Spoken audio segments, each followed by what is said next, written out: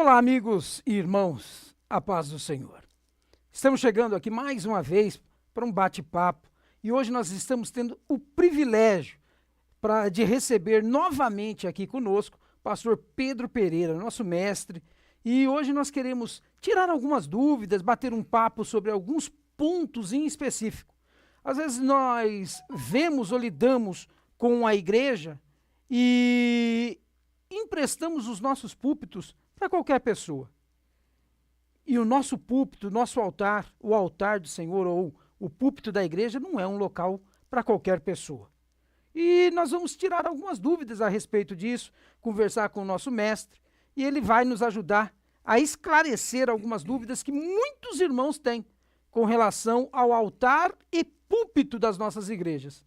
Então, hoje, nós estamos tendo aqui o privilégio de receber o pastor Pedro Pereira mais uma vez conosco e vamos já ouvir as considerações iniciais do pastor Pedro e depois nós vamos fazer uma oração para dar início a esse bate-papo.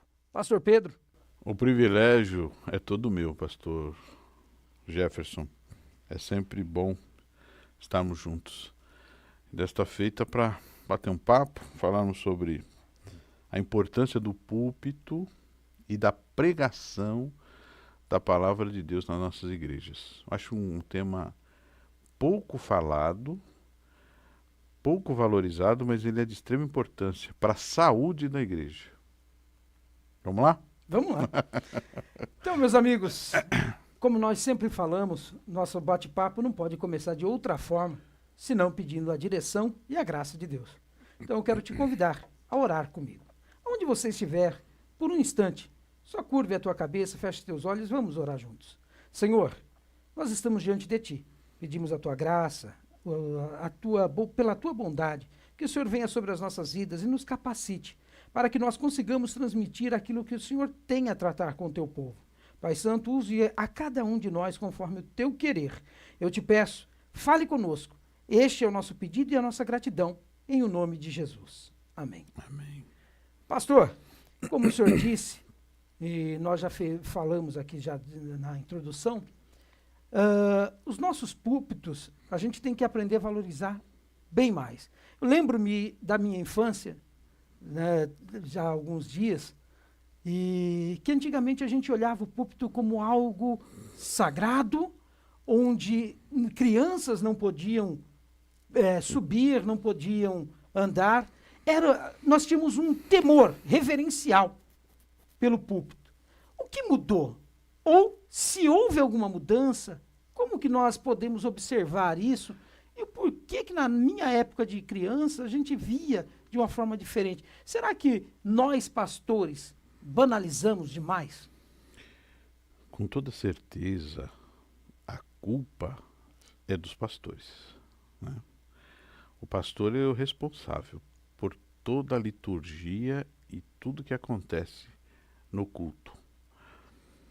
Então, só fazendo uma consideração, se você perceber, quando a gente entra numa igreja evangélica, uma igreja protestante, até numa igreja cristã, católica ou ortodoxa, o que você vê em destaque no meio? Quando você olha, você vê em destaque no meio. Um altar, um púlpito. O púlpito. Por que o púlpito é colocado nesse local de destaque? Porque nós entendemos que o púlpito é o lugar de onde sai aquilo que é mais importante no culto, a palavra de Deus. Não é? O púlpito é o lugar onde o obreiro, pastor, o presbítero, depende da denominação e da escola, né?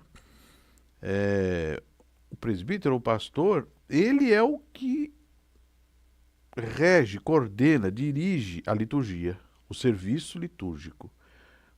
E da onde se dirige o serviço litúrgico? Do púlpito. Então o púlpito é um lugar aonde dali, né, colocado no lugar em destaque para que se possa ouvir a palavra de Deus. Todos têm acesso a ouvir a palavra de Deus, que é o momento o ápice do culto, e também reger o serviço litúrgico, né? Então, veja a importância do púlpito. O púlpito não é um utensílio qualquer ali, não é um enfeite qualquer. Então, o púlpito tem um porquê. Mas essa banalização que o irmão falou deve-se, sem dúvida, aos pastores. E se você perceber, tem igrejas que o púlpito, ele inclusive, hoje é móvel, né? Retirado, colocado, depende da conveniência. E principalmente em igrejas que a palavra de Deus não tem prioridade, né? Então o púlpito ele ficou secundário. Mas, sem dúvida, a culpa é dos pastores. Vamos lá. Aqui cabe uma observação, e eu quero que o senhor até nos explique, porque até pouquíssimo tempo atrás, a gente não fazia uma diferenciação, falava, olha, aqui é o altar e o púlpito, como se fosse a mesma coisa. Altar e púlpito como se fosse a mesma coisa. Então, Perfeito. eu acho que vale muito a pena o senhor nos Perfeito. explicar e trazer aqui para que nós tenhamos a total dimensão do que é altar e do que é o púlpito. Perfeito. Para que ninguém fale, púlpito é a mesma coisa. Não. Vamos Perfeito, entender? Vamos perfeito, aprender juntos. Perfeito. Então, para que a gente entenda, púlpito é diferente de altar, Perfeito. né? Púlpito não é altar, né? Altar vem do latim altare, ou altum, né? Ou altus, melhor dizendo, do latim. É um lugar, uma plataforma mais alta. Destaque. E tinha o porquê dela ser assim. O altar, na verdade, né, tanto no latim, né, como no grego, bomos. A palavra altar no grego é bomos, né? A palavra no hebraico é misbar. Tanto latim como no hebraico, como no grego, altar significa lugar de sacrifício. Lugar de sacrifício. Se você perceber, vem da cultura antiga dos povos, né? Que para se entrar em contato com Deus precisava estar no lugar mais alto, né? De destaque. Daí você vê a Bíblia fala muito de derrubou os altos, né? Eles costumavam subir em lugares altos para adorar os seus deuses, porque se tem aquela cultura de que no lugar mais alto Deus ouve melhor. A nossa oração chega mais Você rápido tem o a acesso. Deus. Isso ficou cultural. E o altar era usado, inclusive, pelos profetas, por Abraão e tal, como um lugar de sacrifício, de adoração, né? De oferecer a Deus o seu sacrifício. Acontece que, com a nova aliança, né, o púlpito não tem nenhuma relação com o altar. O nosso altar, hoje, é a cruz de Cristo. A cruz é nosso altar. Por quê? Altar não era lugar de sacrifício? Cristo foi sacrificado Na cruz. de forma derradeira E única, e única. vicária, substituta, eterna. Já foi feito o que era preciso ser feito de forma definitiva. Então, hoje o altar é a cruz. O púlpito não é um altar, né? O púlpito é um lugar, como eu disse, pulpitum, né? Ele significa um lugar aonde se conduz a liturgia do culto e se prega a palavra de Deus. Ficou também a cultura de se colocar em destaque e em lugar mais alto. Se você perceber, na Idade Média, na Reforma, ficava realmente, não sei se você já percebeu, até em figuras, geralmente nas igrejas da Reforma havia a igreja, depois um patamar mais alto, onde se podia fazer outras coisas, mas aonde se pregava a palavra de Deus era no lugar mais alto ainda. Tinha igrejas que tinham que subir, inclusive, escada para ficar. Plataformas. Né? Lembrando também que não tinha microfone, como Sim. hoje não tinha o sistema de som que nós temos, e era uma forma de o povo... Por quê? Porque a prioridade era que se ouvisse a palavra de Deus, né? Então, hoje, inclusive, é cultura, né? Nós copiamos muito o modelo das sinagogas, né? Onde o púlpito é um lugar mais alto, Mas a finalidade não tem nada a ver com o altar. A finalidade é que o povo ouça a palavra de Deus. Uma observação aqui que eu achei interessante e eu quero aqui comungar, se eu estiver equivocado, o senhor me corrige, por favor. Quando nós falamos de púlpito, nós vimos comumente aí, em qualquer ambiente, onde se tem um ponto em destaque, vamos imaginar uma Câmara de Deputados, Câmara de Vereadores ou coisa parecida, tem um espaço onde se vai falar, né? Onde vai falar ali. Aquilo ali é chamado de púlpito, que é um lugar de destaque. Uma plataforma. É uma plataforma. É. Exatamente. Eu até mencionei aqui por várias vezes uma plataforma. Um espaço elevado ou um espaço onde se dá destaque a quem está falando. Né? Está falando. Seria isso um púlpito? Exatamente. Exatamente. No caso das nossas igrejas, é para se falar a palavra de Deus, né? Mas o púlpito ele é usado em diversos lugares, exatamente para destacar de quem vai fazer. Fazer o uso da oratória, né? Inclusive nas igrejas históricas, às vezes o lugar onde se dá avisos não é o mesmo lugar onde se prega a palavra. É um lugar totalmente separado, né? Você falou assim, reverência. Tinha aquela reverência, porque é um lugar separado, é um lugar para se fazer uso da santa e poderosa palavra de Deus. Aí quando se dá avisos, davam em lugares diferentes. Infelizmente hoje a gente não vê muito isso, mas inclusive há igrejas que têm por cultura, se você for, por exemplo, convidado para dar um testemunho ou cantar, você não sobe no lugar onde se prega a palavra, você fica no lugar mais baixo ou no lugar reservado onde tem um microfone já, e lá você ou dá o seu testemunho ou você canta, mas o altar em si, o púlpito, não é altar, né? O púlpito é o lugar para se pregar a palavra. De fato, o senhor mencionou aqui, deixou claro que o altar hoje para a gente é a cruz de Cristo. É a cruz de Cristo. Interessante lugar de sacrifício. Interessante que nas nossas igrejas protestantes, na grande maioria, Chama. Esse altar foi deixado de lado. É esquecido. Né? Eu faço essa meia-culpa aqui na minha congregação, onde eu pastorei, por exemplo. Esse símbolo não tem, nós não temos.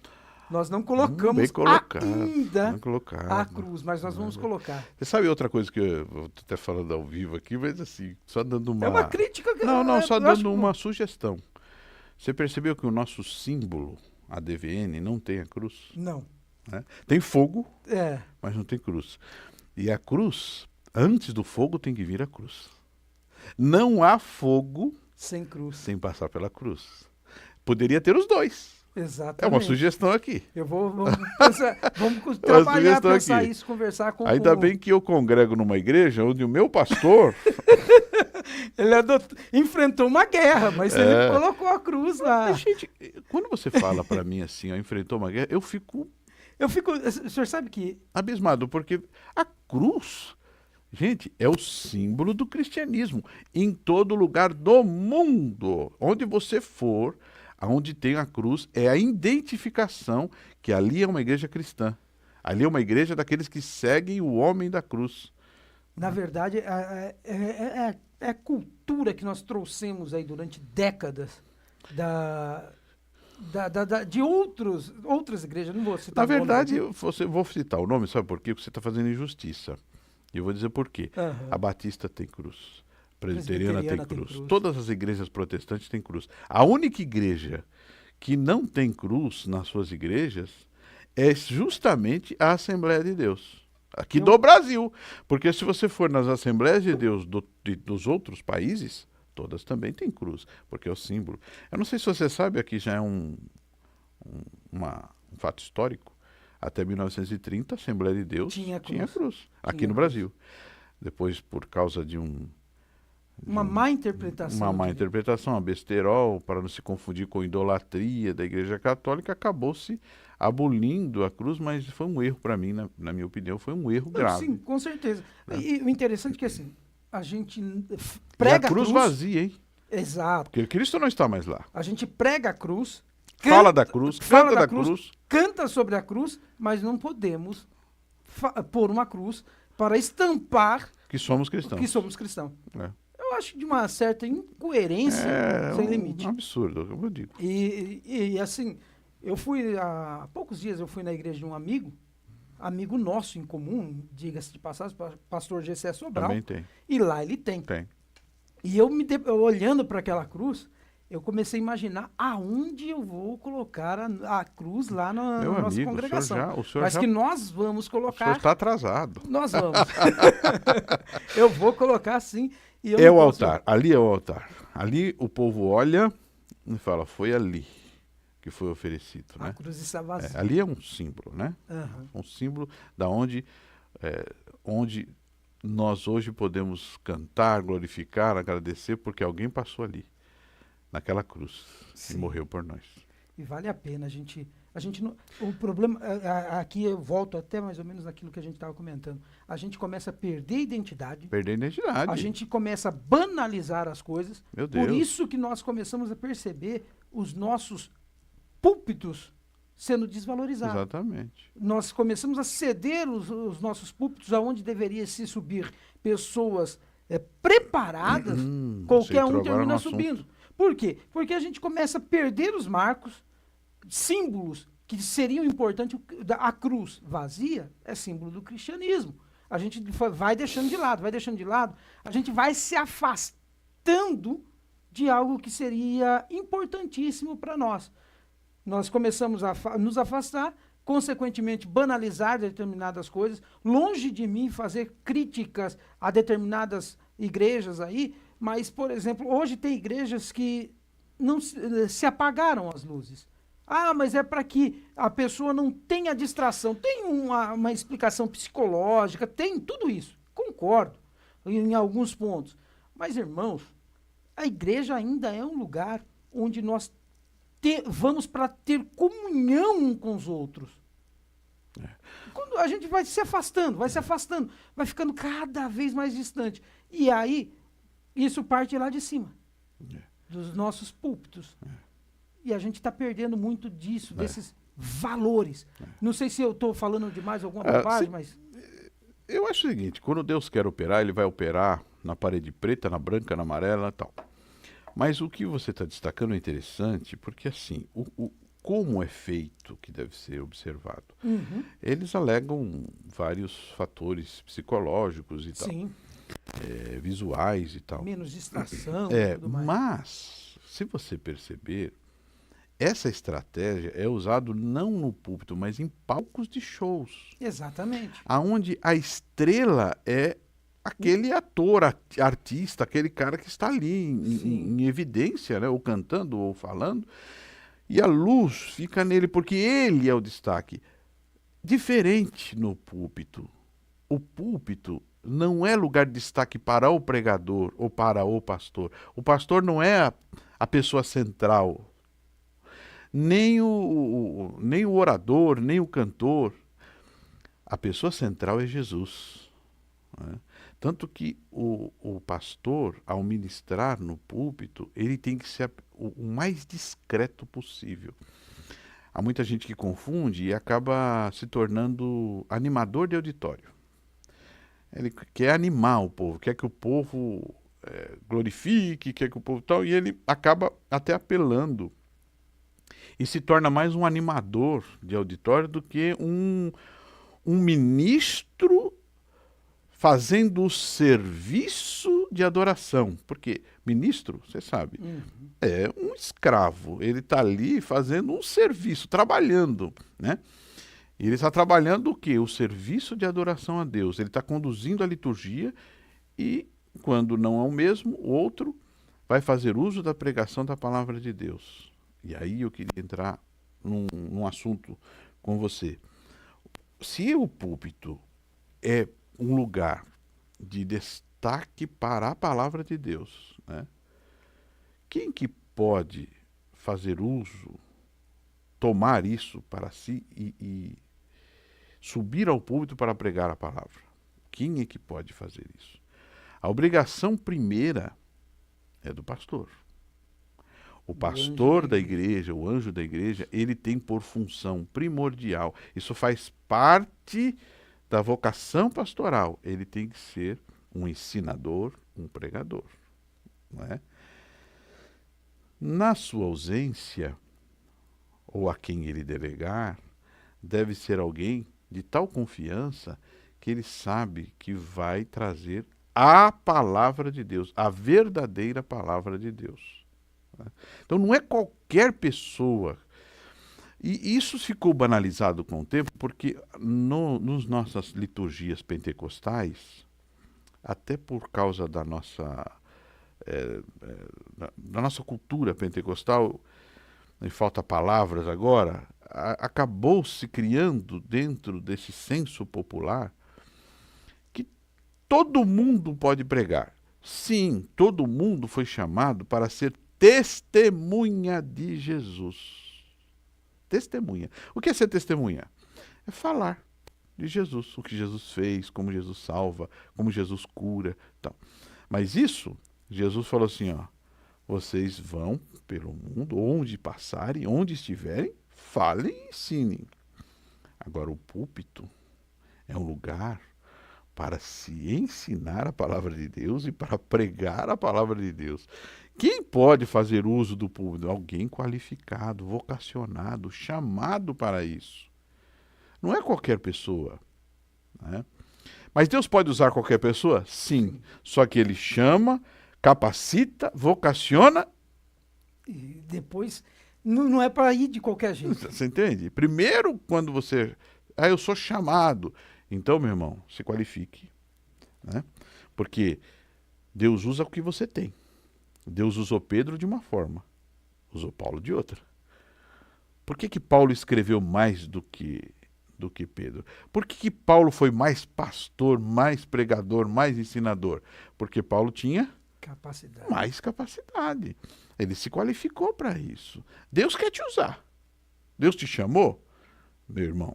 Se Deus te chamou, você sente a chamada de Deus, se qualifique. Não é? Vai estudar, vai ler, vai se atualizar, vai, se coloque na mão do Senhor. É normal um engenheiro que não sabe fazer conta de matemática? Nem pode. Meu Deus! Um advogado que não sabe nem fazer uma interpretação de texto? Não sabe ler. Não sabe ler? Então, como ele pode executar a sua função? Lembrando que pastor é um dom. O ofício é do presbítero e o bispo. Nós entendemos que é a mesma coisa. Sim. Então, o ofício é o serviço. Para você prestar o serviço, você tem que aprender a fazer esse serviço, né?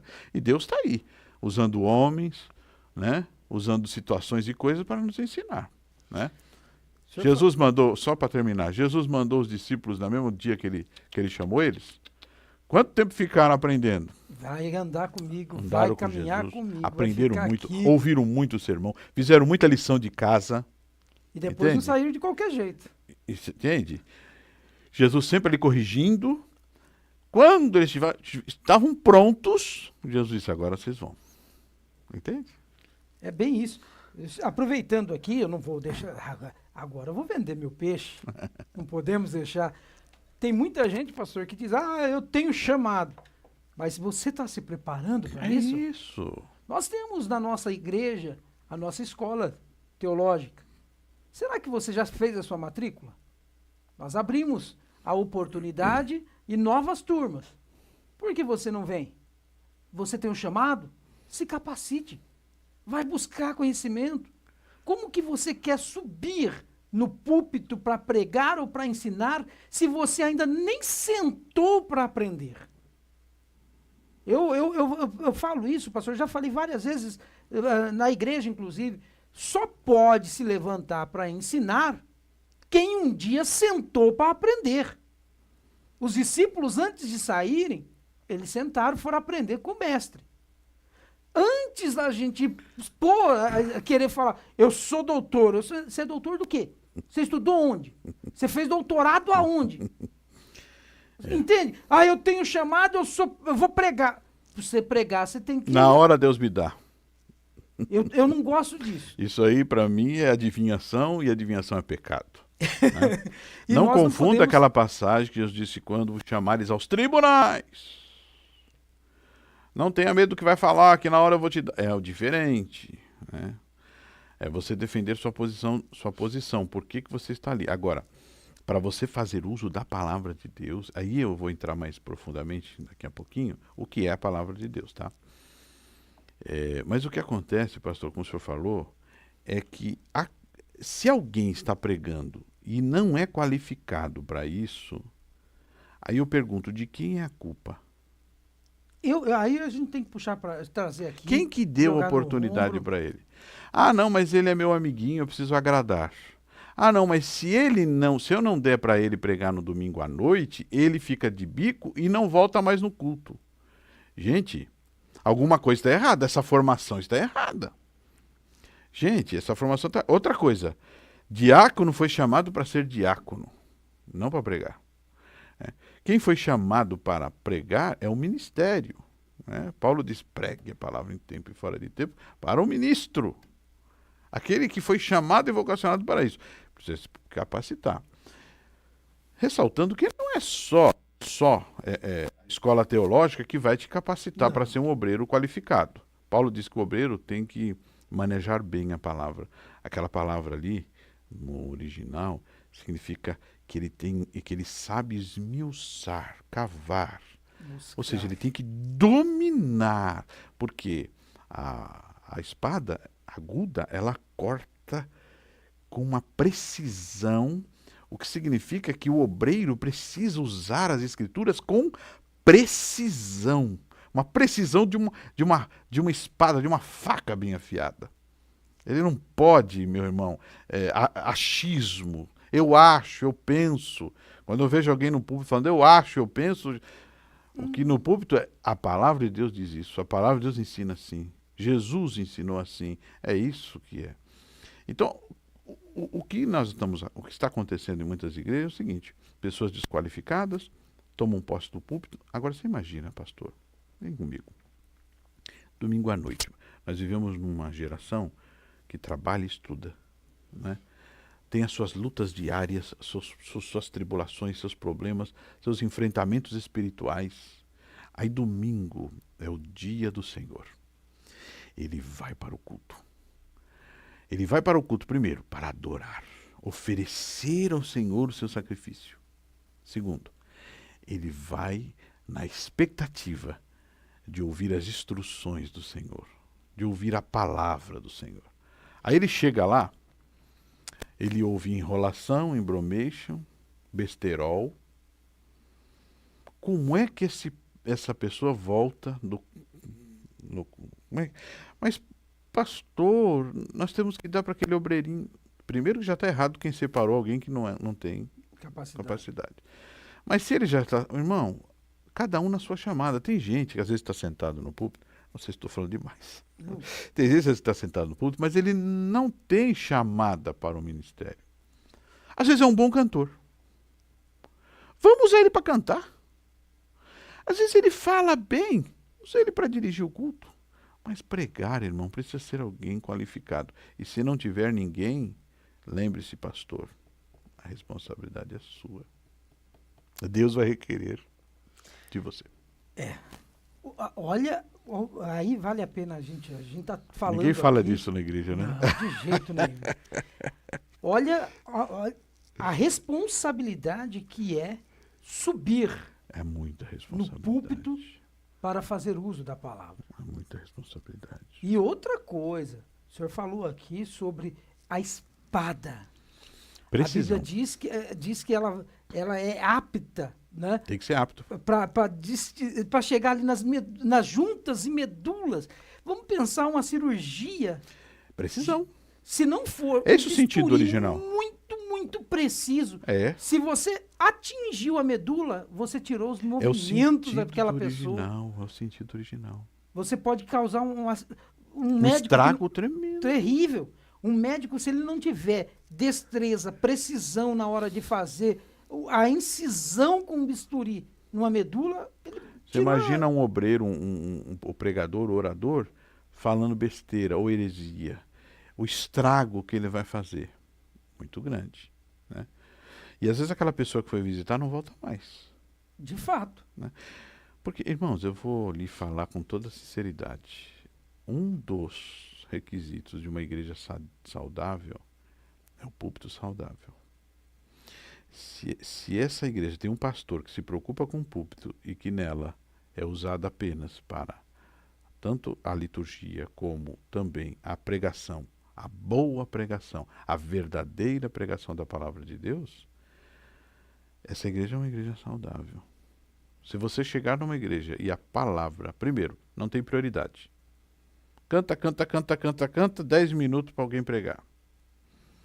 Ou, por desleixo, alguém que não tem habilidade, condições, capacidade, vocação para pregar, faz uso da palavra. Você, cada vez mais, você está fazendo um estrago na igreja de Cristo. Lembrando que a igreja não é nossa e as ovelhas também não. Tem um dono.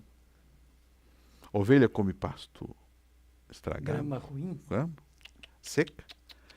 Ela come grama. Verdejante. Olha o que diz o Salmo 23. Conduz-nos a pastos verdejantes, às águas tranquilas. É uma responsabilidade, pastor, muito grande. Muito grande. E aqui assim, a gente começa a observar o tamanho Da responsabilidade. da responsabilidade. E veja, eu sou pastor de uma congregação e a gente começa a observar que às vezes a gente começa a se acomodar com determinadas situações e a gente começa a passar batido e perder princípios, valores. E, que foi o início da nossa fala aqui que eu disse, sobre a banalização. Eu sou responsável total por isso. Porque a partir do momento que eu começo a dar ou ceder o microfone para qualquer um, eu estou banalizando isso aqui. E ali é um lugar guardado, eu vou dizer santo. Eu vou dizer santo. É santo porque é separado. É um lugar exclusivo, separado para a ministração da liturgia e para a pregação da palavra. Então é um lugar separado. É um lugar santo. Nós precisamos. Eu preciso fazer isso. Eu preciso assumir a minha responsabilidade de dizer. Eu preciso me corrigir em muita coisa. Bom, nesse pastor. sentido. Porque é impossível a gente ouvir isso e não se dar conta da responsabilidade e falar, gente, eu não posso deixar com que a minha igreja adoeça. Minha igreja no sentido sim, entendi. Porque a igreja é de Cristo. De Cristo. Eu não posso deixar com que as ovelhas, confiadas a mim, se adoeçam e morram. Veja a falta de lógica. Muitos pastores preferem agradar uma pessoa para que ele não fique de biquinho, porque quer ser pregador, e desagrada e deixa de alimentar um rebanho inteiro para agradar uma pessoa. Mas se eu não der... Alguma coisa está errada na nossa... Tanto na formação, como na separação, como na liturgia. Alguma coisa está errada, precisamos mudar isso aí. Né? Precisamos conscientizar as pessoas, os obreiros muito mal formados, posso dizer assim? Sim. Obreiros muito mal formados, muito mimados, que acham que eles têm que pregar todo culto no domingo à noite. Primeiro, não é sua obrigação, é obrigação do pastor da igreja. O pastor da igreja delega, não é todo dia que o pastor também tem uma palavra. Todo dia, tem vezes que não tem. Mas quando você delegar, delegue para alguém que você sabe, que você entende, que tem condições, que tem chamada para isso, né? Se não tiver ninguém, prepare esses obreiros, né? Force-os a estudar, a se preparar, né? Uma boa hermenêutica, uma boa homilética, uma boa exegese vai ajudá-los. Tá certo? Então, e a ética, pastor? É outro ponto que a gente precisa, antes mesmo da gente chegar. Porque assim, nós estamos percorrendo um caminho para chegar lá e falar, agora sim, agora a gente vai ouvir a palavra. Né? O que é a palavra, a verdadeira palavra. Mas antes de chegar ali, a gente tem muito caminho. Muita correção a praticar, muita correção. a fazer. E o senhor falou aqui da ética. Ética. Né? Ética no púlpito. Exato, a postura ética que nós precisamos ter num lugar que nós acabamos de mencionar, santo, Santo. que é um lugar separado, é um lugar de destaque. Todos que estão ali, que sentam ou fazem uso daquele ambiente, daquele local, ele está em evidência. Todos olham para lá e esperam ver ali algo diferente. Ou eu estou errado? Eu vou tocar aqui num ponto que é sensível, mas eu não estou aqui nem criticando, nem dizendo se é certo ou errado, tá? Só estou fazendo uma observação. Há lugares que o púlpito é um lugar separado, como o irmão falou, para a pregação, que não há necessidade dos obreiros sentarem lá. Ali é só para pregar a palavra de Deus. Os obreiros, na nossa cultura, os obreiros se sentam no púlpito como se fossem pessoas especiais ou melhores do que as que estão lá embaixo. Se sentem superiores. A ponto de que se ele não sentar lá em cima, ele nem culto ele fica. Ele vai embora. Eu já vi acontecer isso algumas vezes. Também. Mas não estou dizendo que está errado, está certo. Eu estou dizendo para você ver como o púlpito, em alguns lugares, é separado mesmo. Só se sobe lá quem vai fazer uso da pregação ou da liturgia. Fora esse serviço exclusivo e santo e separado, ele se retira e se coloca no meio dos outros porque ele é igual a todo mundo. Olha só. Né? Mas a gente sabe que não há igrejas que tenham essa cultura. Mas é só para ressaltar como em alguns lugares o púlpito ele tem essa separação, esse destaque. É usado somente, e tão somente, para pregar a palavra. E não só isso, né, pastor? Como nós falamos aqui sobre a questão ética, a postura. Veja, e isso a gente tem que se atentar a isso. Porque, como nós mencionamos, é um lugar que está em destaque. Nas nossas igrejas da Assembleia de Deus, na sua grande maioria, pastores e ministros tomam assento nesse lugar de destaque. Quando é pastor e ministro é bom, quando chega político. É. Que às vezes é um feiticeiro, às vezes é um opositor da igreja oportunista, porque está na eleição, ele precisa ir lá. Mas vive falando mal da igreja. E aí senta-se lá em detrimento àquele todo o povo santo que está ali, que não pode sentar lá.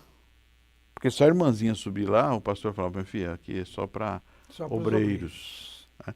Só que chega um ímpio e senta lá. Alguma coisa está errada. São correções. Uma coisa errada. Podemos pôr no destaque? Sim. A honra quem honra. Separa um banco lá embaixo. Né? Apresenta e tal. Mas, gente, ele não é obrigado a falar. Não é necessário. E não é necessário também subir no púlpito.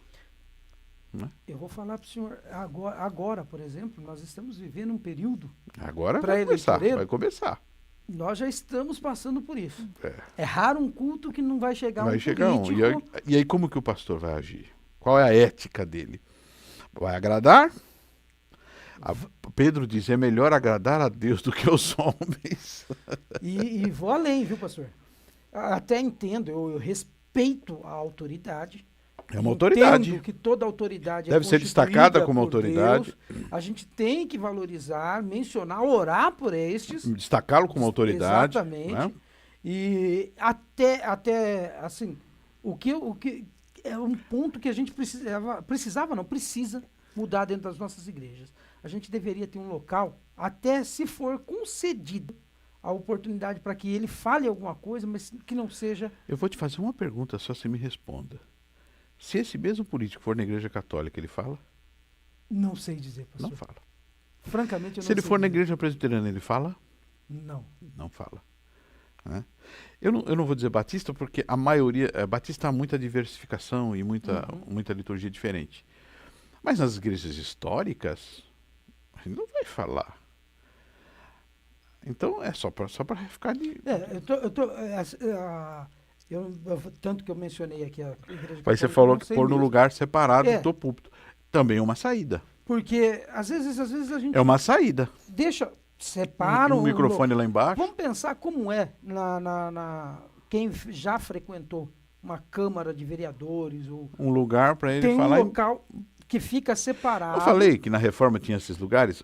O aviso, quem dava o aviso, os avisos, não era o mesmo lugar que se pregava. Sim. De tanto que era separado.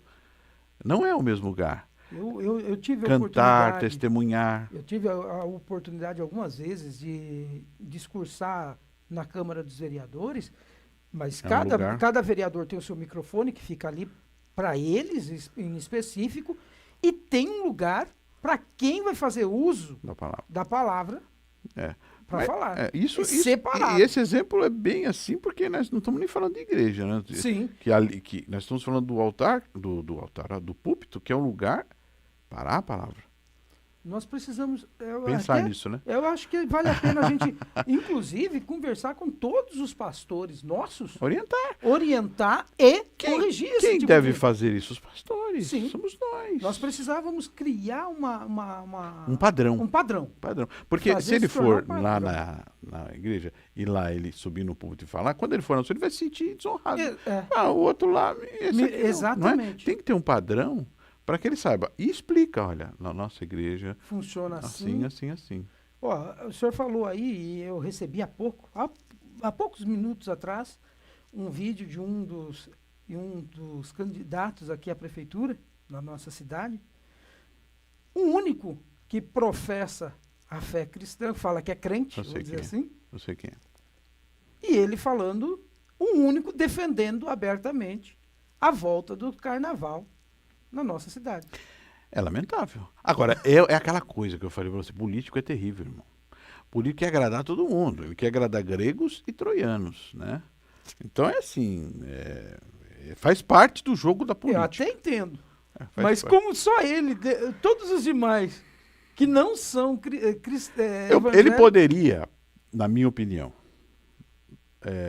vamos supor que o povo quer, porque ele não vai ser prefeito dos crentes, ele vai Sim. ser prefeito do povo. O povo quer, tá? Sem dinheiro público.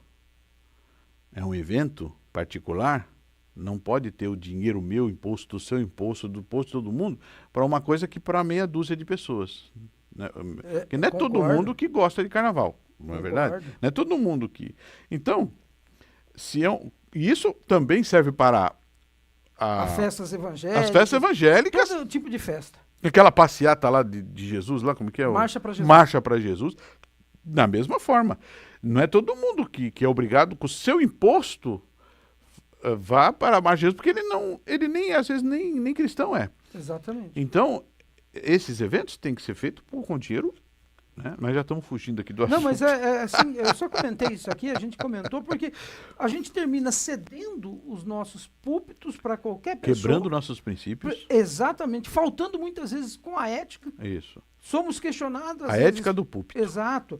Porque, querendo ou não, quem está ali na nave, quando a gente às vezes dá oportunidade para que um político faça uso, muitos irmãos não gostam. E a gente termina também ferindo essas pessoas. Mas eles têm toda a razão, né? Tem toda a razão. Porque eles não foram lá para ouvir político, irmão. Eles foram lá para ouvir a palavra de Deus. O púlpito para quê? Palavra. Liturgia e palavra. Aí você pega o púlpito santo para a palavra, para pôr uma pessoa para falar de política. Eu acho que isso não tem... Isso quebra a ética do púlpito. Precisa corrigir. Outras coisas que eu poderia citar, como ética do púlpito, nós estamos falando que o púlpito é lugar de pregar a palavra de Deus. Então, quem vai fazer uso da palavra tem que ter alguma noção de ética. Né? Primeiro, quando ele for usar o púlpito, ele está usando lá, ele tem que usar a base da sua pregação, sempre deve ser as Escrituras. Palavra de Deus. Palavra de Deus. Não é o que eu acho, o que eu penso, não é pregar filosofia, ele vai abrir o texto, ele vai ler o que as Escrituras estão dizendo. Sem dúvida ele já meditou, Deus já falou com ele, né? Deu a palavra, então ele precisa saber disso, mas isso a gente faz sim, mas em muitos lugares a palavra de Deus já está ficando não é tão necessária mais. Há poucos dias a gente ouviu, eu ouvi, na verdade, alguém dizendo, alguém até de certo renome no cenário nacional, dizendo que ela não precisa fazer uso da palavra. Até porque quando ela fala, ou lê, ou cita textos bíblicos, ela não tem views. Aí eu olhei para aquilo e falei, mas Dá então, vontade de chorar, né? Sentar e chorar. então qual a Essa pessoa é finalidade? evangélica? É uma pregadora. Não sei uma se, né? pregadora, é uma Eu tenho minhas pregadora. dúvidas se ela é convertida, né? Porque eu não entendo uma pregação sem a exposição da palavra de Deus. Não é Que pregação, é não essa? é. A nossa base, essa é uma ética do púlpito. A base da pregação são as escrituras. Outra coisa, aquilo que você vai falar tem que ser cristocêntrico. Cristo tem que estar ali. Às vezes pega muitas coisas que Cristo nem aparece. Antropocentrismo puro. Às vezes é mais para o homem, mais autoajuda, do que cristocêntrica. A palavra de Deus, isso é ética do púlpito, tem que ser cristocêntrica. Fala de Cristo, irmão. Por favor. Ali é uma coisa que é fundamental. Pastor João Batista, ele costuma dizer, o senhor falou da palavra de autoajuda. Pastor João falou, a gente não precisa de palavra de autoajuda. Da ajuda do alto. A gente precisa da palavra do alto Ajuda que do ajuda. alto. Ajuda do alto, exatamente. Né? E a gente precisa trabalhar isso. A gente, é aquilo que eu tenho batido bastante nessa tecla, porque como músico, as nossas igrejas têm sido doutrinadas por músicas e músicas antropocêntricas. E as nossas mensagens também têm seguido este padrão. As pregações... Alguns lugares é mais antropocêntrico. É tudo que Deus... É como se Deus fosse um empregado do homem. É um garçom. Exato. É Deus fazendo para o homem, é Deus agindo para o homem, é Deus... Sabe? Mas é o modismo, pastor. É o modismo. E outra coisa, você vai pregar sobre Abraão, sobre José, sobre não sei o quê? Sim. Traga como figura de Cristo. Coloca Cristo nisso, irmão. Ninguém quer saber de Abraão, irmãos. Ninguém quer saber de José. Eu quero saber de José e de Abraão quando ele for figura de Cristo. Você entende o que eu estou falando? Sim. Essa mensagem é cristocêntrica. Todas as Sagradas Escrituras, ela Cristocentro. direciona para Jesus. Exato. Ela traz Traga Jesus. ela para Cristo. Entende? Aí a sua mensagem será cristocêntrica. Não é? E nós precisamos fazer isso. Isso está dentro da ética. Da ética do púlpito. púlpito. É. A postura do pregador. Tem uns pregadores que parecem mais... Como é que eu vou... Um pavão. Pode Pessoas ser. extravagantes. Porque ele chama a atenção para ele e não é esse o objetivo.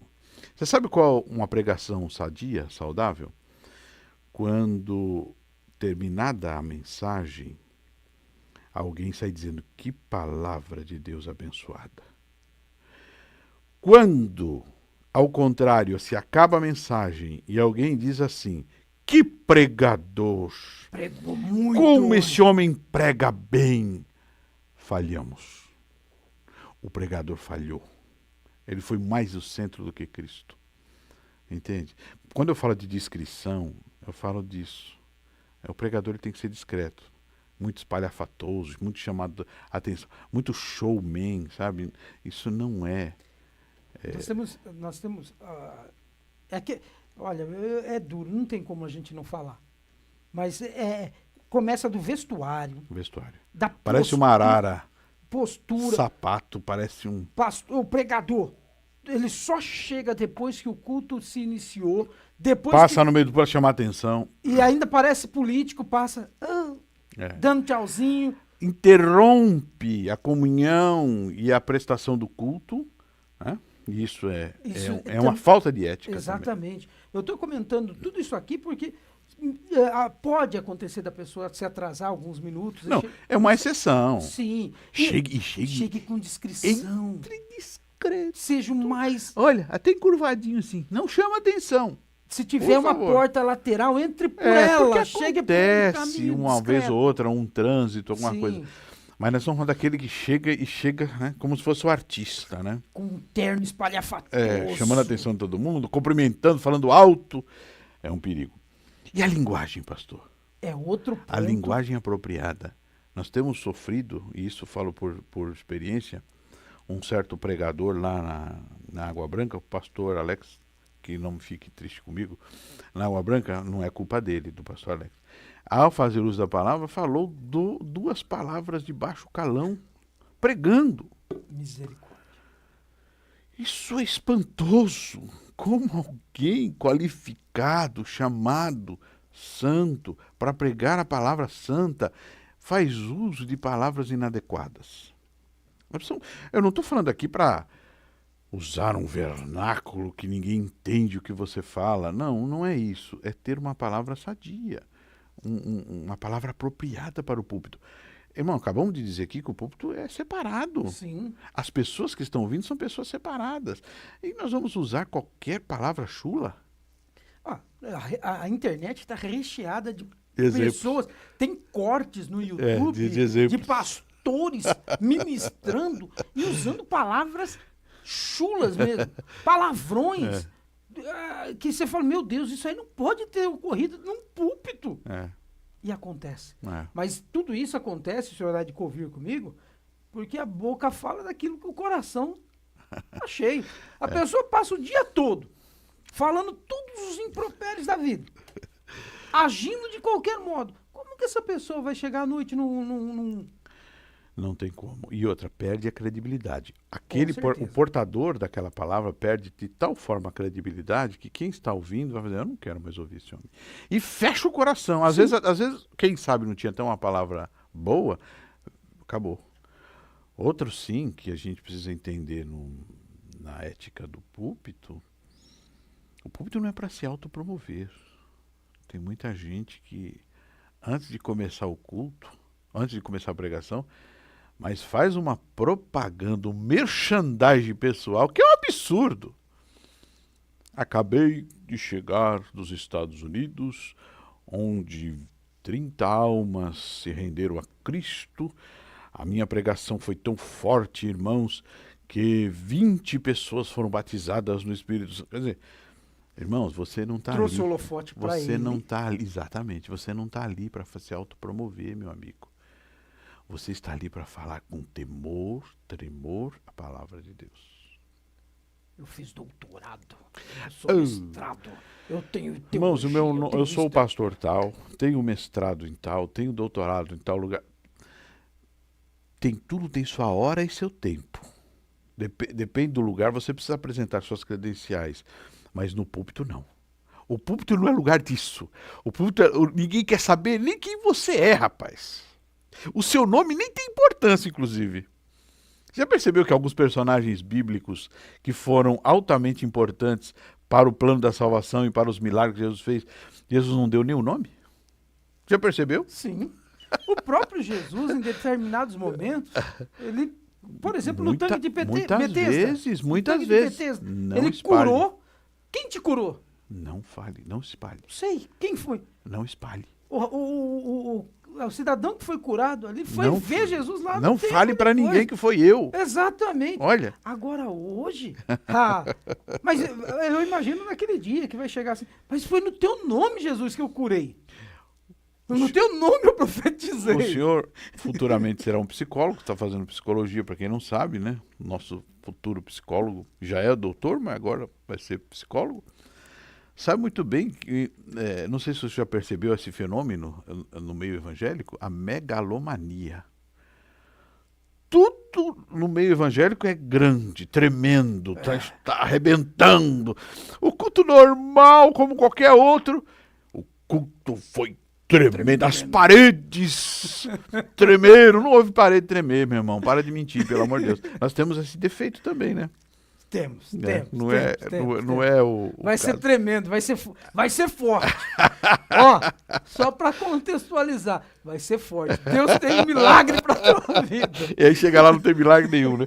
Como se o milagre dependesse da pessoa, ou de quem prega, ou de quem ensina. Muita gente faz uma pergunta assim, por que Deus não cura mais? Não... Irmãos, temos que entender uma coisa chamada soberania divina. Deus faz o que Ele quer, quando Ele quer, na hora que Ele quer, para um determinado propósito. Por que no início da igreja primitiva víamos tantos milagres? Deus tinha um propósito, chamar atenção para o Evangelho. Hoje, por exemplo, nós habitamos num lugar que é 90% cristãos, ou não? Sim. Não é? 90% Sim. do brasileiro é cristão. Né? O evangelho é conhecido. Ah, mas o católico conhece Jesus, conhece, meu irmão. Ele pode ter alguns desvios, São cristãos do mas são mesmo jeito. cristãos São e cristãos do conhecem mesmo jeito. Jesus. Então, irmão, às vezes o milagre aqui no Brasil não é tão necessário, como, por exemplo, um missionário que está lá na África, onde nunca nem se ouviu falar do evangelho, ou lá num país muçulmano onde que não conhecem a Cristo. E aí é necessário que haja milagres, que hajam coisas extraordinárias para chamar a atenção das pessoas ao evangelho. Então, o que Deus faz é com um propósito, irmãos. Não é para se mostrar que Ele é Deus. E não estou dizendo que Deus não faz, não, porque Deus faz muito milagre no nosso meio. Sim, Só sim, o fato de levantarmos de manhã, meu irmão. já é um milagre. Milagre. O problema todo é que as pessoas querem viver milagre. Mas para você viver milagre, meu querido, Aí a pergunta é, o que é milagre para você? mas assim, o milagre, Não é? o conceito de milagre é Aquele aquilo- megalomaníaco que eu falei. é algo que extraordinário. Né? algo que você não tem condições de fazer e depende da ação divina. Deus trabalha tanto dentro do ordinário. A ideia de Deus é que nós não precisamos nem viver um milagre. Se nós vivermos aquilo que Deus quer, eu não preciso de mais nada.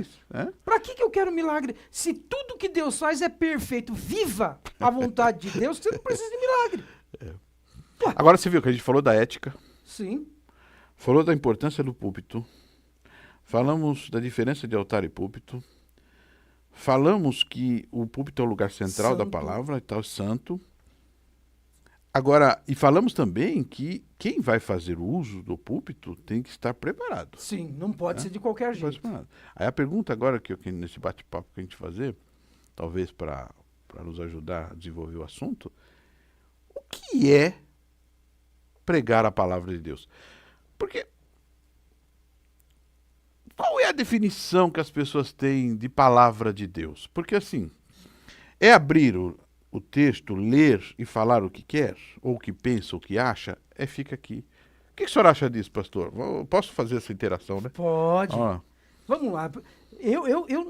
Sinceridade, quando eu vejo alguém, eu sou pregador da palavra. Vamos lá.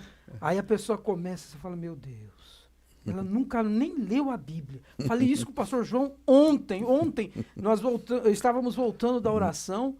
às vezes tem pessoas que têm um dom de falar bem. Mas isso não significa que ele é pregador, gente. Exatamente. É? O pregador, ele precisa saber, é aquilo que o senhor falou, esmiuçar. Ah, está aqui para nós falarmos sobre isso. Ele precisa saber extrair do texto aquilo que o texto está falando. É a obrigação dele. Exegese. É a obrigação dele. Né? Ele precisa fazer, primeiro, o pregador, antes de tomar o púlpito, ele precisa buscar a Deus. Não é de qualquer jeito. Ele precisa buscar a Deus. O que o Senhor quer que eu fale? Exato. Quem é o dono da palavra? Deus.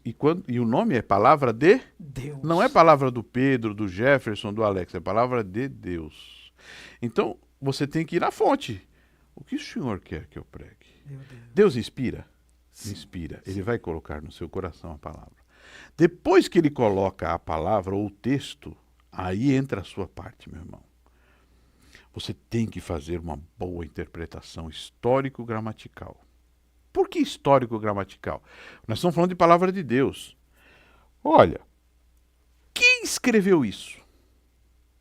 Quando que ele escreveu? Por que que ele escreveu?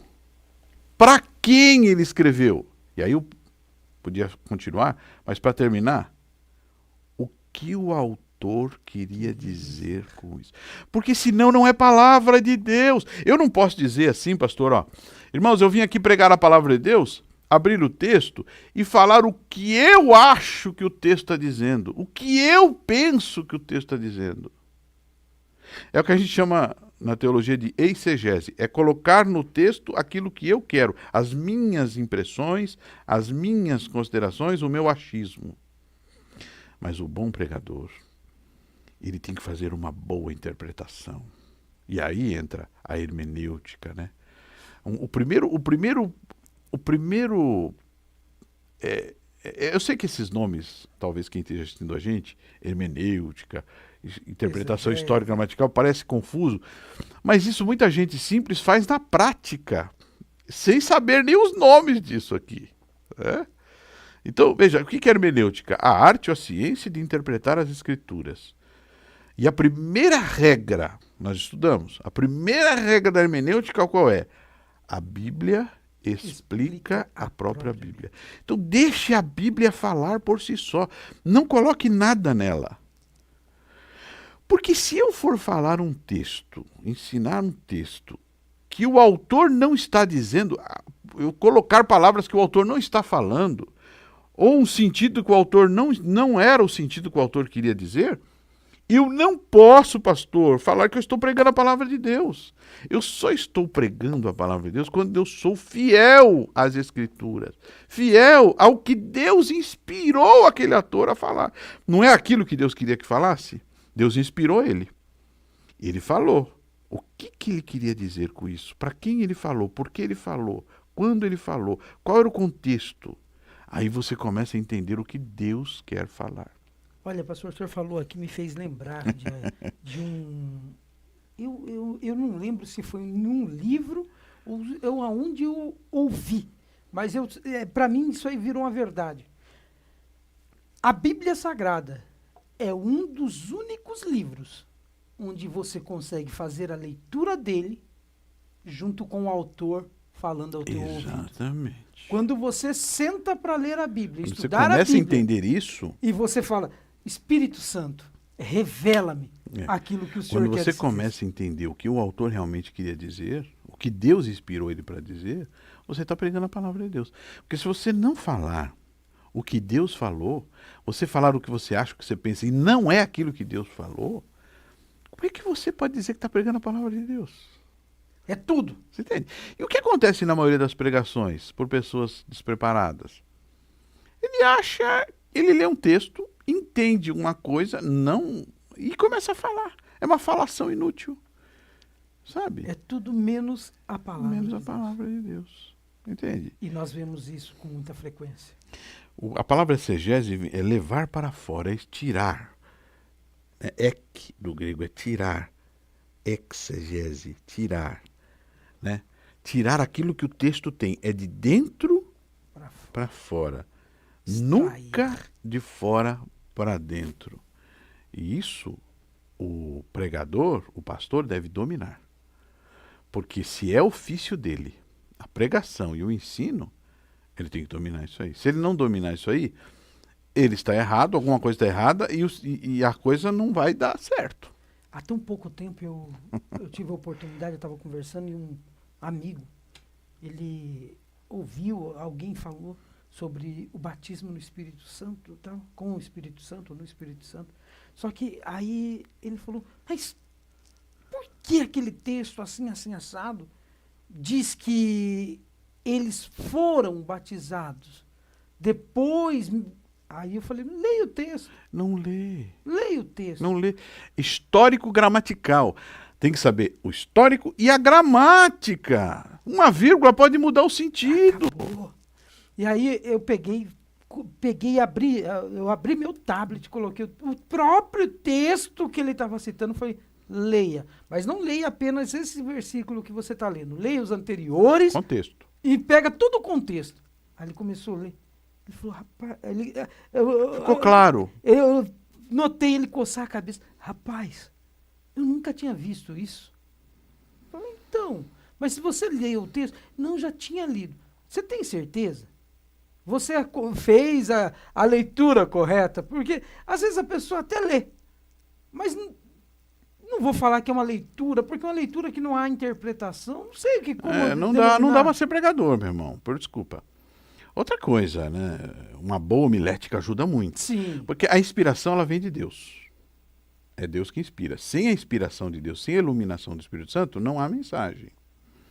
Mas depois que é iluminado e inspirado, aí você precisa fazer uma boa hermenêutica, uma boa exegese, e depois para aplicar a homilética, a arte de pregar, fazer e pregar sermão. Então, como é que você vai pregar esse sermão, todo esse conhecimento, tudo isso que Deus colocou, você precisa organizar isso de forma inteligível. Nós estamos falando com pessoas humanas, que têm que entender o que você está falando. A comunicação é eu falar e você entender. Se eu falo, você não entende, não houve comunicação. Tem ruído na psicologia. Olha lá, A gente aprende o nos seguinte, ajuda aí. tem a comunicação e a recepção. Mas entre o comunicador e Há o receptor, pode ocorrer ruídos. E quando acontecem os ruídos Há a que má recepção. prejudica a recepção, logo não houve comunicação. Exatamente. Mesmo que eu acho que eu estourei, que eu né, estou usando termos, eu preguei, mas o povo, porque você entendeu o que você falou? Você está entendendo? Se não entendeu, não adiantou. E vai além, que o ruídos a gente tende a pensar que é só ruído sonoro. Não, qualquer coisa que interfira entre a comunicação e a recepção. Vai a reverência do culto, hein? Que é a ética do culto, Exatamente. não do púlpito, mas do culto. Conversação, Pastor, passação para lá e para cá. Todo ruído. Todo seja ruído. ele uma luz Distração. piscando, um terno Entrar na hora da leitura da palavra. Qualquer coisa que promoveu um ruído, que distraiu, que tirou a atenção do órgão receptor. A oração. Nós não oramos antes do culto? Sim. Hoje não tem muito isso não, né? Mas é o correto, né? Orar antes do culto. Então, se é o momento da oração, que a gente tem estipulado tal hora para a oração, quem chegar e já começou a oração, tem que ter a sensibilidade de que está havendo uma comunicação entre o servo e Deus, né? Uhum. Se eu entro batendo papo, falando alto, Cantando, conversando, assoviando, empurrando para passar pelo banco, gente, você quebrou. Você fez o ruído da comunicação e para mim, isso é profanação. Eu concordo com o senhor. A gente precisa começar a ensinar a igreja Eu isso. concordo com o senhor. Porque eu bato nisso aqui, porque nesse ponto... Inclusive, pastor, os instrumentos, tá? Sim. A hora da oração não é hora de afiar. Não é. Não. Quer afinar? Chega mais cedo, afina, né? O pastor Alex é testemunha disso, ele pode confirmar isso ou não. Em Santa Bárbara do Oeste, chegou... O pastor terminava, a oração começava às 18h30, terminava às 19 o culto começava às 19 horas. Ele parava a oração às 18h55. 5 minutos para afinar instrumentos. Quem quiser ir tomar sua água, fazer qualquer coisa, começar o culto. Fique à vontade. 7 horas em ponto, todo mundo no seu lugar. Instrumentos É uma afinados. estratégia que ele usou para que não haja profanação. Eu acredito que é inteligente. Não sei eu acho não só inteligente, como digna de todos os aplausos. Eu também acho. Por quê? Porque pode acontecer às vezes chegar um ele não pouquinho consegue atrasado. chegar antes, Exatamente. mas ele tem aquele tempinho para afinar, arrumar o aparelho. Preparar Exato. o que aquilo que ele vai fazer. Exato. E isso não hoje nas igrejas a gente não tem só os músicos.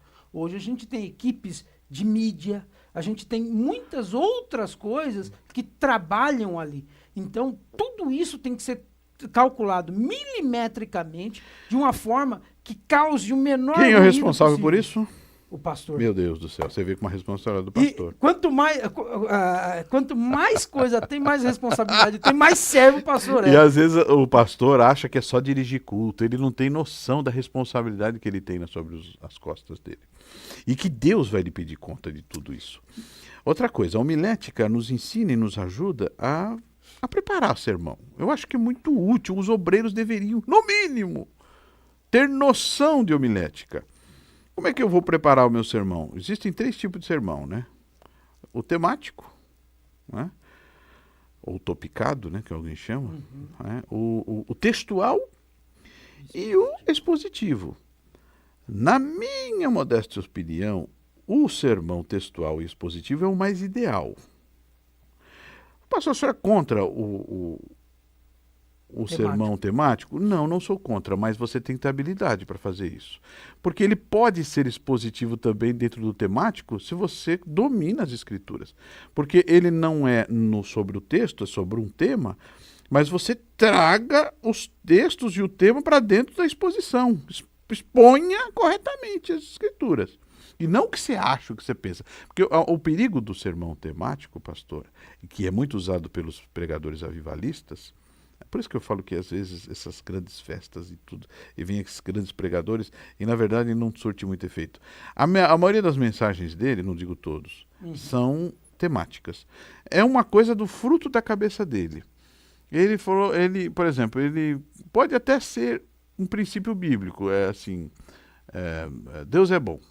Aí ele começa a trabalhar no sermão dentro daquele tema. Tudo tem que estar relacionado ao tema. Mas nesse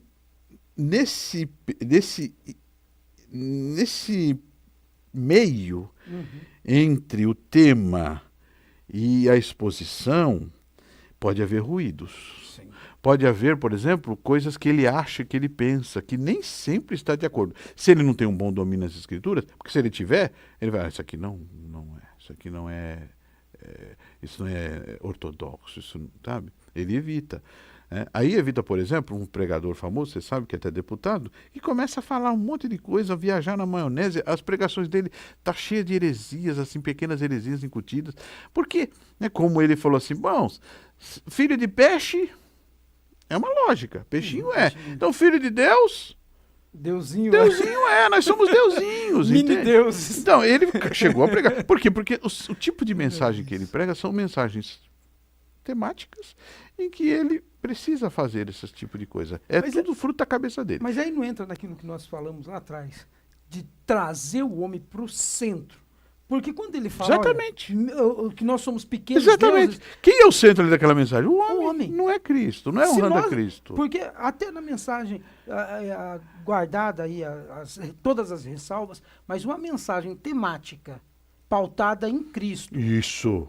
Ele tem que ter a habilidade de trazer a exposição bíblica e correta. Pronto, tudo bem. Mas isso é muito difícil, irmãos. É muito difícil. Você tem que dominar bem as escrituras. Agora, por que a temática, por que a textual e a expositiva ela é recomendada? As igrejas históricas, tradicionais, elas primam pela pregação, pelo sermão, sempre expositivo. Por quê? A diferença do expositivo e do textual, às vezes é o tamanho do texto, mas elas têm os mesmos princípios. Quando você prega, eu gosto muito de mensagem textual, porque quando é mais fácil também para o povo, né, e não é tão cansativo como a expositiva. É lógico que para você pregar uma mensagem expositiva sem ser cansativa, tem que ter uma habilidade boa e tal, né, e tem que ter muito inspirado. Mas a mensagem textual, você está no texto, veja que ela é textual. Você trabalha o texto, você é obrigado a ler o texto, a explicar o texto que você está lendo. Você não pode fugir dali. Você não pode voar para outro lugar. Por exemplo, o cara lê um texto na Bíblia e nunca mais volta naquele texto.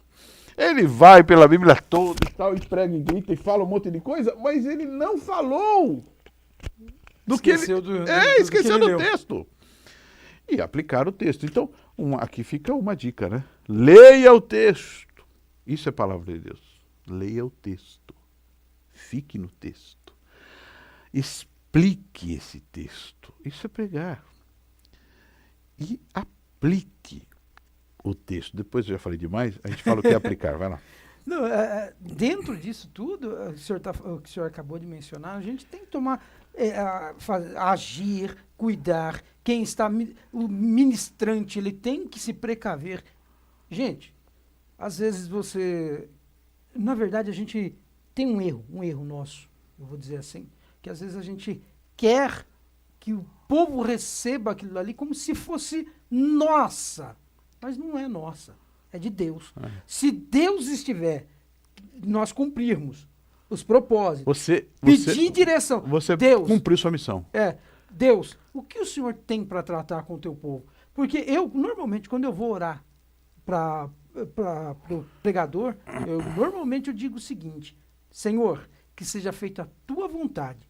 Fale conosco aquilo que nós precisamos ouvir e não o que nós queremos ouvir. Por quê? Mas você concorda comigo que essa oração sua tem que estar em sintonia com um pregador no mesmo propósito seu? Sim, Ele sim, tem que ter, sim. ele tem que ter buscado a palavra com o Senhor, ele tem que ter aplicado Sim. né, a interpretação, a boa interpretação, e ele tem que ter aplicado esses conselhos, né? Ler o texto, explicar o texto. E vamos supor que você faça essa oração e tal, mas ele não tem compromisso com essas coisas, é aquele... Falhou, Aquele pregador falhou, Zeca Pagodinho? falhou. Aquele pregador Qual Zeca que é o Pagodinho? pro- Deixa a vida me levar, vida leva eu? É exatamente, é exatamente. Então, não sei se já falamos demais, né? Mas assim, Mas, senhor, só que essa observação, como diria o Chapolin Colorado, aqui é tudo calculado, tá?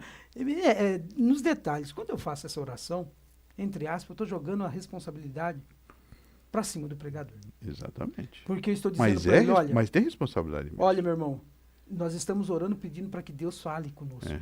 Nós não queremos ouvir o que você Mas quer falar. não pense o senhor que o pastor que cedeu o seu púlpito também não tem culpa. Sim, E sim. não sim, será sim, sim. dele requerido Sim. quando aquele pregador, que foi ele quem o colocou Quem lá, otorgou, quem otorgou, passou ali não, a eu estou procuração livre, estou lá. livre. Não, não é não. A culpa é sua. Quando o anjo do Senhor, o Espírito Santo falava às igrejas da Ásia, ele não ia para as pessoas, ele falava, eu tenho contra ti, para o pastor da igreja. Eu coloco isso aqui, pastor, mas isso aí é verdade. Verdade. Verdade. Nós temos, tanto que eu já disse algumas vezes, eu fico atento às mensagens, porque existem. Se o cidadão falar uma bobagem no seu microfone, você não pode deixar com que aquilo lá, vou corrigir Não faça isso. Eu defendo que a correção tem que ser imediata. E vou explicar o porquê. Vamos imaginar uma igreja pequena, que tenha 50 pessoas, 40 pessoas. Um cidadão faz uso do microfone e fala uma heresia, uma bobagem ali para essas 50 pessoas. Aí o pastor pega e fala, não vou falar nada agora, vou deixar para falar no próximo domingo, na próxima terça, no próximo culto. Aí no próximo culto ele vem e faz aquela correção. Só que quem estava ali ouviu e de repente saiu na segunda ou no dia seguinte, comentou com o outro, falou, olha, eu ouvi isso e isso e isso. Quando ele for corrigir, já foi tarde. Depende da heresia, o estrago é grande. Exatamente. Então, existem correções que têm que ser feitas de imediato. E essa responsabilidade recai aqui, sobre os ombros do pastor da igreja. Eu conheci uma pessoa que ele batia o pé e dizia que ele não precisava se batizar. Porque foi pregado na igreja uma vez, um pregador famoso, que ele podia ser salvo sem se batizar. É verdade? É. Você pode ser salvo sem se batizar? Pode. Mas cuidado com o que você está falando, porque o próprio Deus manda batizar. Você não precisa se batizar se não for possível. Exatamente. Mas para aquele que é possível, a Bíblia diz, aquele que crê e for batizado será salvo. Então, há uma norma, há uma recomendação do Senhor para o batismo. E ele falou assim, eu não preciso. E olha, para tirar da cabeça daquele camarada, foi difícil. Eu sempre bati nessa tecla e falo muito nisso também quando eu vou falar sobre batismo. A necessidade do batismo. Batismo salva? Não salva. Mas quem rejeita, eu falo isso. Exatamente. A rejeição, quanto mais do batismo, é você dizendo... É um sinal.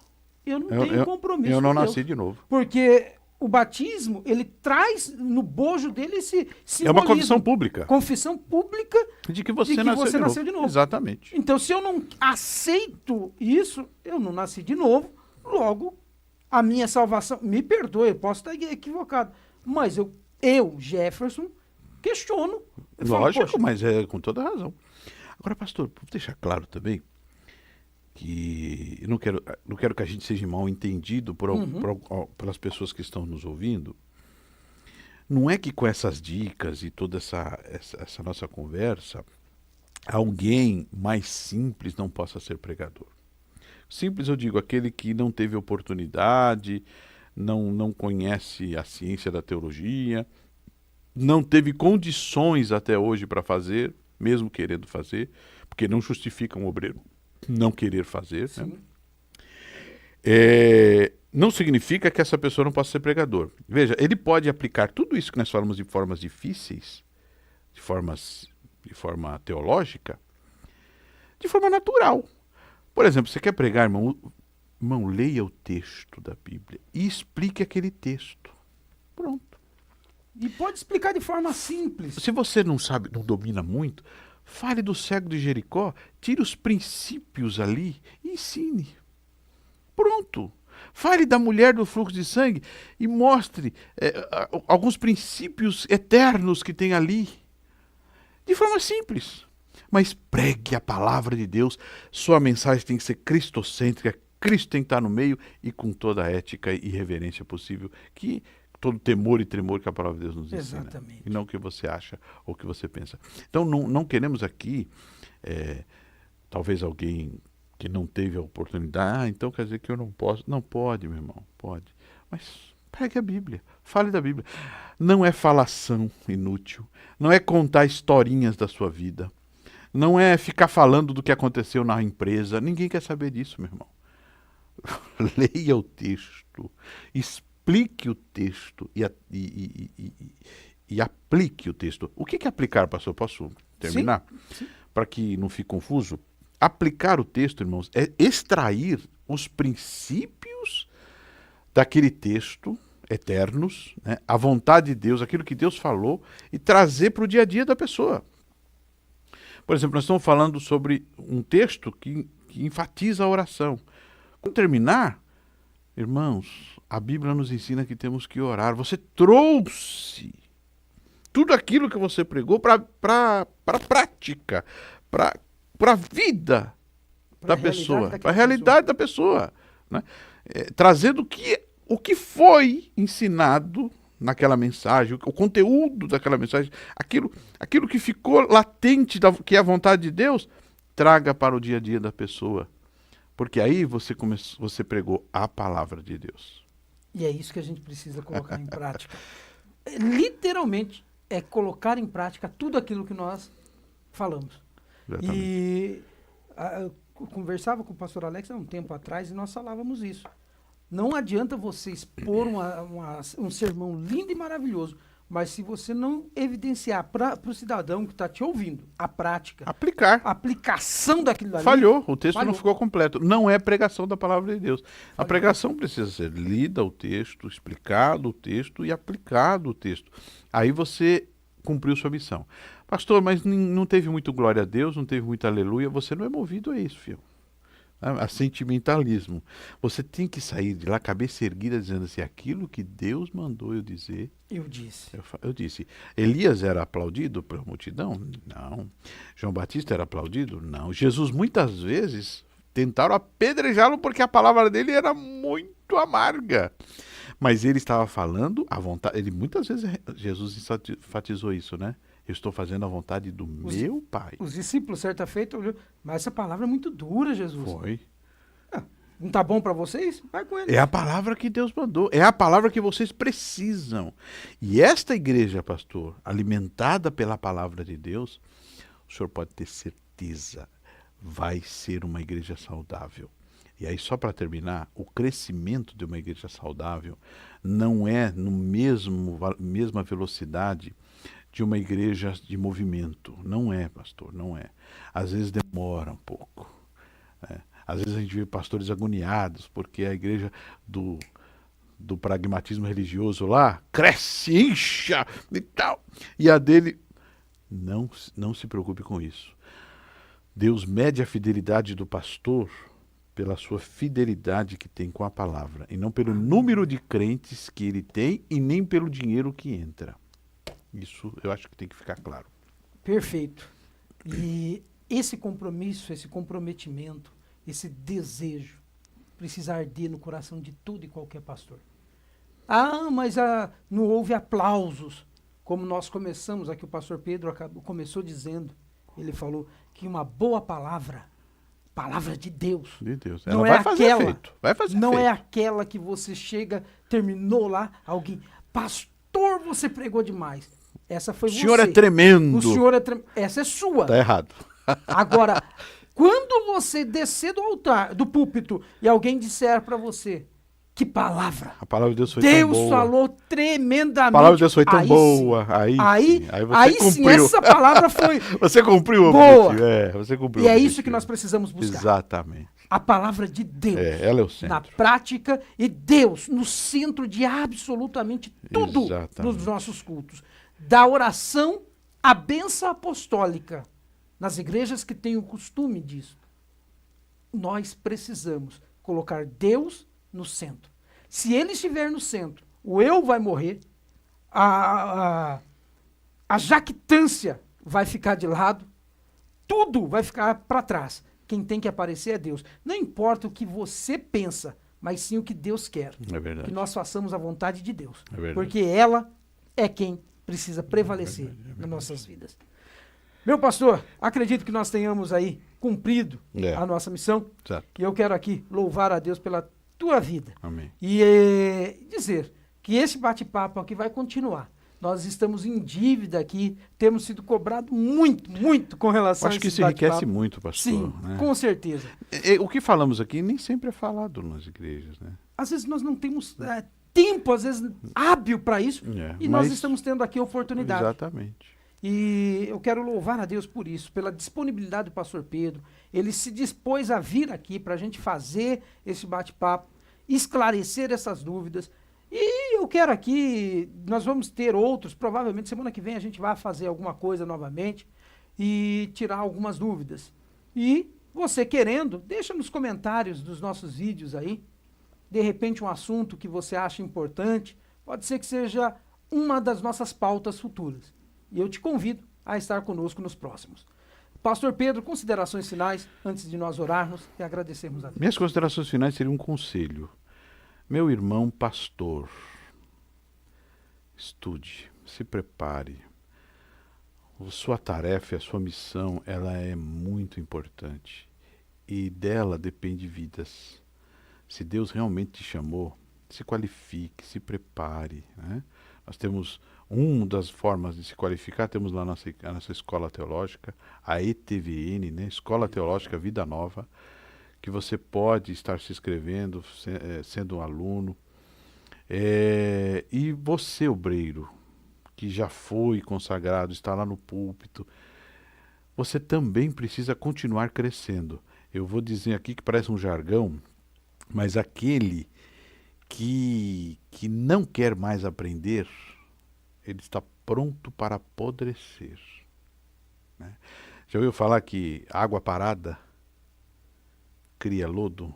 É bem isso. A água tem que estar em movimento, né? Exatamente. Irmão, sempre, sempre aprendendo, aprendendo, aprendendo. Quanto mais você aprender, melhor fica. Exato. E quem bebe dessa água, vai dizer, que água boa, né? E nós precisamos. Que Deus em Cristo abençoe, pastor. Obrigado pela Amém. oportunidade. Que Deus abençoe. Antes de nós orarmos para concluir, eu quero aqui louvar a Deus mais uma vez. Lá na produção, nós temos o Guilherme, que tem sido um fiel escudeiro. Tem nos ajudado muito, muito nesse trabalho. E mais uma vez, Gui, Deus abençoe a tua vida. O Gui. Que o Senhor continue te capacitando. Menino bom, hein? Bom demais. E parceiro. Gui, Deus abençoe. Agora tá com o cabelo de Elvis Presley. Tá bonitão, ele falou para mim que vai deixar a costeleta crescer também. Tá bonitão. Pastor Pedro, ora, nos abençoe Vamos lá. para terminar. Senhor Deus e Pai, te agradecemos, damos graça por esse papo que tivemos aqui, Senhor, instruídos e inspirados por Ti. Leva-nos em paz, despede-nos em paz e abençoa todos aqueles a qual o nosso papo vai chegar, a nossa conversa vai chegar. Que seja bênção, Senhor, para aqueles que ouvirem. Em nome de Jesus, nós te agradecemos. Amém. A todos vocês, que Deus abençoe as vossas vidas. Querendo Deus e provendo-nos condições, nós estaremos aqui semana que vem novamente, transmitindo aquilo que o Senhor colocar em nossos corações. Um grande abraço, fiquem todos com Deus, a paz do Senhor e tchau, tchau. Amém.